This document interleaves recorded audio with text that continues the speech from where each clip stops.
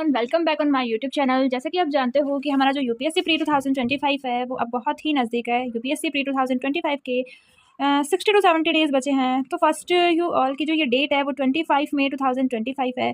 और जैसे कि आप जानते हो कि ये डेट ही अपने आप में बहुत ही ज़्यादा प्रीसियस है। जो बच्चा यूपीएससी की तैयारी कर रहा है उसको तो ये डेट बहुत ही ज़्यादा प्यारी लगती होगी। और ये डेट देखो इस बार कितनी यूनिक भी है, 555।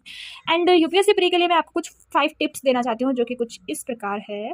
पहली बात तो ये हम बात करते हैं कि जो फर्स्ट टिप है वो ये है कि जो करंट अफेयर है ना उसको अपनी मुट्ठी में कर लो, मिस्ट में कर लो, क्योंकि current affair is very very important for every examination और स्पेशली फॉर यूपीएससी।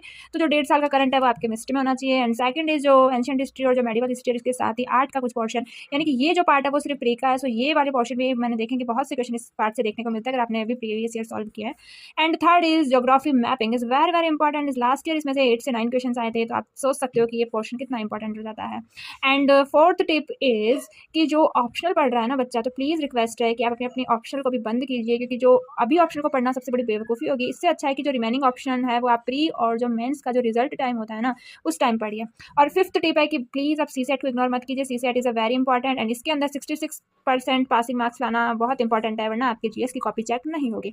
और एक लास्ट में एडवाइस देना चाहती हूँ कि जैसे कि अभी अपन जानते हैं कि अभी बहुत से फेस्टिवल्स आ रहे हैं, होली, गणगौर, इन फेस्टिवल्स की वजह से बहुत टाइम वेस्ट होगा। तो प्लीज़ रिक्वेस्ट है कि आप इन फेस्टिवल्स को इग्नोर कीजिए और अपनी पढ़ाई पे फोकस कीजिए, क्योंकि सिर्फ 70 डेज़ बचे हैं और ये 70 डेज़ आपकी किस्मत बदल सकते हैं। Thank you so much for watching and please subscribe my channel.